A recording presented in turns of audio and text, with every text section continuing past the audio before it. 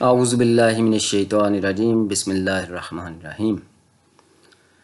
اللہم صلی علی سیدنا و مولانا محمد وبارک وسلم۔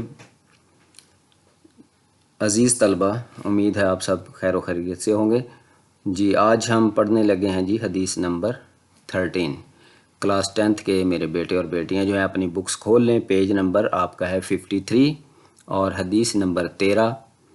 یہ بھی جمعۃ المبارک کے بارے میں ہی ہے۔ اس سے پہلے حدیث نمبر 12 ہم پڑھ چکے ہیں، وہ بھی جمعہ کے بارے میں تھی کہ جب تم نے اپنے ساتھی سے یہ کہا خاموش ہو جاؤ جب کہ امام خطبہ دے رہا تھا تو تم نے فضول بات کی، ٹھیک ہے۔ جیسے آپ کو بتایا تھا کہ اس کی تشریح میں آپ اس کو بھی دے سکتے ہیں، اور جب آپ نے اس کی تشریح لکھنی ہے تو اس حدیث نمبر 12 کا ریفرنس بھی آپ اس میں دے سکتے ہیں۔ جی حدیث شریف شروع کرنے سے پہلے درود شریف پڑھ لیجئے۔ اللہم صلی علی محمد مبارک وسلم وصلی علیہ۔ یہ آگئی ہماری حدیث نمبر 13۔ من جو یا جو شخص تخطا اس نے پھیلانگا، رکاب گردنیں، رکاب الناس لوگوں کی گردنیں، یوم دن یوم الجمعاتی جمعہ کا دن، اتخذا اس نے پکڑا اس نے بنایا، جسرن پل، الہ کی طرف، جہنم جہنم کی طرف۔ با محاورہ ترجمہ دیکھیے، لفظی ترجمہ آپ کو آنا چاہیے تاکہ آپ کو سینس آ جائے حدیث کو دیکھتے ہی کہ یہ فلاں حدیث ہے۔ تو اس کے بعد با محاورہ ترجمہ جو ہے وہ آپ نے وہی لکھنا ہے جو آپ کی بک میں ہے۔ کوشش کریں بالکل ویسے کا ویسے ہی لکھیں تاکہ پیپر مارکنگ کرنے والے جو ہیں انہوں نے اکارڈنگ ٹو بک چیک کرنا ہوتا ہے تو وہ کوئی غلطی نہ نکال سکیں۔ جو شخص جمعہ کے دن لوگوں کی گردنوں پر سے پھیلانگ کر گیا، آگے بریکٹ میں لکھا ہوا ہے گویا، آپ نے بھی کوشش کرنی ہے بریکٹ بھی ویسے ہی لگانی ہے اور بریکٹ کے اندر ہی گویا لکھنا ہے۔ اس نے جہنم کی طرف پل بنایا۔ تشریح دیکھیے، سب سے پہلے جیسے پہلے بھی آپ کو کہہ چکا ہوں، جب بھی تشریح لکھیں حدیث شریف کی تو جو بک والی تشریح ہے وہ چاہے 3 لائنیں ہیں 4 لائنیں ہیں، سب سے پہلے وہ لکھنی ہے اور اس کے بعد پھر آپ نے اپنی طرف سے مزید باتیں اس میں ایڈ کرنی ہیں۔ اور جب یہ 2 نمبر کے لیے آئے، وہاں اکثر آتی تو تشریح نہیں پوچھتے، 2 نمبر کے لیے جب شارٹ کویسچن ہوتا ہے تو اس میں یہی ہوتا ہے کہ ترجمہ لکھیں، تو وہاں بس ترجمہ لکھنا ہے حدیث، اس میں تشریح والے چکر میں پڑھنے کی آپ کو ضرورت نہیں ہے۔ اچھا جی، تو اس حدیث میں آداب جمعہ، آداب مجلس، احترام انسانیت، تہذیب و سلیقہ اور نظم و ضبط کی طرف توجہ دلائی گئی ہے۔ یہ پہلی لائن آپ نے اچھی طرح سے یاد کرنی ہے، تمام الفاظ جو ہیں اچھی طرح سے لکھنے ہیں تاکہ فرسٹ امپریشن آپ کا پڑے کہ یہ بچہ جو ہے بہت لائق فائق ہے اور کس نے باری باری الفاظ جو ہیں اس کو سارے آتے ہیں اور یہ کتنی اچھی تحریر ہے اس کے۔ اچھا، یہ سارے الفاظ لکھ کے اس کے بعد کہتے ہیں کہ معاشرت کی مندرجہ بالا تمام خوبیوں کے بارے میں۔ مندرجہ بالا وہ چیز ہوتی ہے جو ہم اوپر لکھ چکے ہیں، مندرجہ ذیل ان کو کہتے ہیں جو ہم نے نیچے لکھنی ہوتی ہیں۔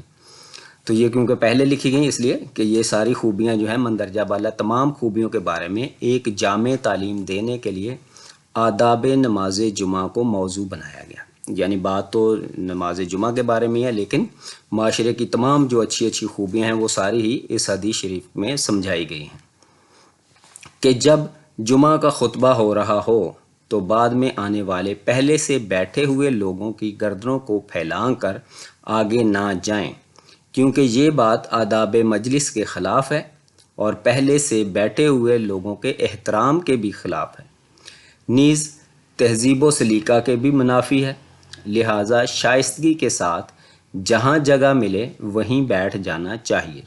یہ تو آپ کی بک والی حدیث کی تشریح ختم ہوئی۔ تو اس کے بعد آپ مزید جب حدیث آئے نا 3 نمبر کے لیے ترجمہ اور تشریح لکھیں تو وہاں آپ نے صرف اس پر اکتفا نہیں کرنا، اپنی طرف سے بھی اس میں مزید باتیں لکھنی ہیں، کم از کم 1.5 پیج سے زیادہ آپ لکھیں تاکہ پیپر مارکنگ والا جو ہے آپ کو 3 نمبر دینے پر مجبور ہو جائے۔ اگر آپ صرف اتنی حدیث لکھ کر بات ختم کر دیں گے تو ان کا قلم جو ہے وہ اس میں سمجھ لیں کہ آٹومیٹک سسٹم انہوں نے لگایا ہوتا ہے کہ بس جی حدیث کے 3 نمبر ہیں تو ہم نے 2 ہی دینے ہیں، تو فوراً سے وہ ٹک کریں گے، 2 نمبر لگائیں گے اور اپنی جان چھڑائیں گے۔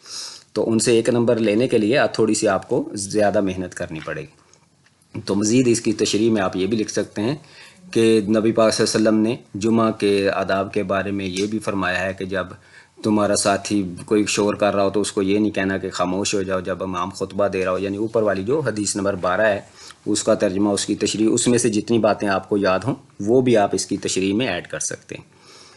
اچھا جی، اس کے بعد آپ لکھیں گے کہ اس حدیث شریف میں مجلس کے آداب بھی بتائے گئے ہیں کہ ضروری نہیں کہ جمعہ میں ہی ہم نے ان باتوں کا، ان ایٹیکیٹس کا خیال رکھنا ہے.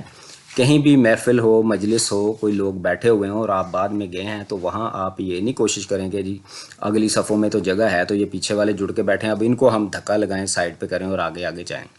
نبی پاک صلی اللہ علیہ وسلم کی ایک حدیث شریف کا مفہوم اس طرح سے بھی ہے کہ جو مجلس میں بعد میں آئے وہ لوگوں کو اپنی جگہ سے کسی کو مت اٹھائے، بلکہ جہاں اس کو جگہ ملے وہاں بیٹھ جائے. اور یہ جو پہلے سے بیٹھے ہوئے لوگ ہیں ان کا فرض ہے کہ وہ آنے والے بھائیوں کے لیے جگہ بناتے چلے جائیں. تو مجلس میں جہاں کہیں بھی لوگ بیٹھے ہوں تو اس طرح سے ڈسٹربنس پیدا کرنے سے اسلام میں منع فرمایا گیا ہے. اسلام جو ہے نہایت ہی جو ہے تمیز والا دین ہے اور ڈسپلن والا دین ہے. ہم سمجھتے ہیں کہ شاید یہ ڈسپلن کا لفظ جو ہے گوروں کا ہے اور گورے ہی اس پر عمل کریں گے، ہمیں نہیں کرنا. ہم دیکھ لیجئے کہ کس طرح سے اللہ رب العزت کی جو نماز ہے، عبادت ہے، اس میں ایک امام کھڑا ہوتا ہے اور پیچھے سیدھی لائنیں بناتے ہیں. نبی پاک صلی اللہ علیہ وسلم نے حضرت علی رضی اللہ تعالیٰ عنہ کی یہ ڈیوٹی لگائی ہوتی تھی کہ وہ صفوں کو سیدھا کرواتے تھے، اور صرف جو صفیں جو ہیں وہ تیر کی طرح سیدھا ہو جاتی ہیں. اور نبی پاک صلی اللہ علیہ وسلم خود بھی حکم فرمایا کرتے تھے کہ اپنی صفوں کو سیدھا کر لو، بے شک صفوں کا سیدھا کرنا بھی نماز کا ہی حصہ ہے. تو ڈسپلن کے ساتھ رہنا، ڈسپلن کے ساتھ بیٹھنا اٹھنا، یہ ہمارا دین ہمیں سکھاتا ہے. تو اس طرح مسجد میں بھی جو لوگ بیٹھے ہوئے ہوں یا کہیں محفل میں بھی، تو ان کو ہم نے بعد میں جا کر تنگ نہیں کرنا، بلکہ ان کو چاہیے کہ وہ اس انداز سے بیٹھیں کہ بعد میں آنے والے لوگوں کو بھی جگہ ملتی چلی جائے. اچھا جی، اس کے بعد اور دوسری چیز کیا فرمائی ہے؟ احترام انسانیت. ہاں جی، وہ جو لوگ ہیں جو بیٹھے ہوئے ہیں ان کا احترام ہے. اگر آپ ان سے اوپر سے پھلانگ پھلانگ کر جائیں گے، ان کو کندھوں سے یا گردنوں سے پکڑ کر سائڈ پہ کر کے جگہ بنائیں گے، تو یہ بھی احترام انسانیت کے بھی منافی یہ چیز ہے. اور آگے فرمایا تہذیب و سلیقہ. ہاں جی، تہذیب اور سلیقہ جو ہے یہ بندے کا جو ایٹیکیٹس ہیں، اس کے اخلاقیات ہیں، اس کی اعلیٰ تعلیم و تربیت ہے، اس سے وہ بھی ان حرکتوں سے ظاہر ہو جاتی ہے کہ دیکھنے میں تو بندہ بڑا ویل ڈریسڈ ہے، لیکن اس کو یہ عقل ہی نہیں ہے کہ لوگ بیٹھے ہوئے ہیں اور میں کس طرح سے ان کو پھلانگ کر آگے جا رہا ہوں. اور اس کے بعد نظم و ضبط کی طرف بھی توجہ دلائی گئی ہے. ہاں جی، کہ اتحاد، ایمان، تنظیم، یہ ساری چیزیں جو ہمارا مذہب ہمیں سکھاتا ہے، تو نظم و ضبط کے ساتھ بھی جو لوگ بیٹھے ہوئے ہیں ان کو بیٹھنا ہی نظم و ضبط کے ساتھ چاہیے. نبی پاک صلی اللہ علیہ وسلم کے صحابہ کرام جب بیٹھتے تھے تو اس انداز سے پیار اور محبت سے آگے آگے ہو کر سکون سے بیٹھتے تھے کہ لوگ کہتے ہیں بعض دفعہ پرندے آتے اور ان پر بیٹھ کر چلے جاتے، پرندوں کو یہ محسوس ہی نہیں ہوتا تھا. اس طرح سے پیار اور محبت سے وہ آقا علیہ الصلوۃ والسلام کی بات سن رہے ہوتے تھے. تو نظم و ضبط کے ساتھ ہمیں بیٹھنا چاہیے، بات سننی چاہیے. بعد میں اگر ہم آئے ہیں، لیٹ ہو گئے ہیں، تو اب یہ نہیں ہے کہ جو پہلے سے بیٹھے ہوئے ہیں ان کو ہم تنگ کرنا شروع کر دیں اور ان کو دھکا لگائیں، سائڈ پہ کریں. تو حضرت عمر رضی اللہ تعالیٰ عنہ کے بارے میں یہ آتا ہے کہ اگر تھوڑا لیٹ ہو جاتے کہیں نماز میں، تو کوئی شخص جو تھا اگلی صف والا وہ جگہ چھوڑ دیتا، وہ خود پچھلی میں آنا چاہتا اور حضرت عمر کو کہتا کہ آپ میری جگہ پر آ جائیں. تو آپ کبھی بھی اس بات کو گوارا نہیں کرتے تھے، بلکہ اس شخص کو کہتے تھے کہ تم پہلے آئے ہو، تمہارا حق ہے، تم اگلی صف میں کھڑے ہو، میں جہاں آیا ہوں وہیں کھڑا ہو جاؤں گا. تو اس لیے ہمیں بھی یہ چاہیے. ہاں، خود بخود آپ سے عمر میں کوئی بڑا ہے، آپ ادب اور احترام کے ساتھ اس کو جگہ دینا چاہتے ہیں تو یہ آپ کا حق ہے، آپ اس کو دیں. لیکن ہمیں خود پکڑ کر جو ہے وہ لوگوں کو کھینچ کر ادھر ادھر نہیں کرنا چاہیے. تو وہ آج کل ہماری مسجدوں میں بھی رواج ہے، آپ بچیاں نو پیچھے چھوڑ دو. تو یہ خود بخود بچوں کو چاہیے کہ بڑی عمر کا ہے تو ہم اس کو جگہ دیں، ٹھیک ہے. لیکن اگر بچے جو ہیں وہ کھڑے بھی ہو جائیں گے تو کوئی قیامت نہیں آتی، ٹھیک ہے نا. تو نبی پاک صلی اللہ علیہ وسلم کے بارے میں ہم سنتے ہیں کہ مولا حسن اور حسین آپ کی نماز کی حالت میں آپ کے کندھوں پر چڑھ جایا کرتے تھے، تو سرکار دو عالم صلی اللہ علیہ وسلم جو ہیں وہ سجدہ لمبا کر دیا کرتے تھے. اور لیکن ہم کہتے ہیں کہ بچوں کو مسجد سے ہی دور کر دیں، ان کو پچھلی صفوں میں کر دیں، ان کو یہ آ کیوں گئے ہیں جلدی. تو اس لیے بچوں کے ساتھ بھی ہم پیار اور محبت اور شفقت والا رویہ اپنائیں گے، آہستہ آہستہ ان کی تربیت کریں گے، ان کو بھی مجلس میں بیٹھنے اٹھنے کے آداب سکھائیں گے. تو یہ معاشرہ جو ہے سارے کا سارا اچھا معاشرہ بنے گا. ٹھیک ہے جی، یہ ساری آج کی حدیث ہماری ہوگی حدیث نمبر 13. تو آپ سب کا اللہ تعالیٰ حامی و ناصر ہو، آپ کو کامیابیاں عطا فرمائے. چینل کو لائک کیجئے، سبسکرائب کیجئے، شیئر کیجئے، تاکہ نیکی کے اس کام میں ہم دوسروں کو بھی شامل کرتے چلے جائیں. اللہ رب العزت ہم سب کا حامی و ناصر ہو. والسلام علیکم ورحمۃ اللہ وبرکاتہ.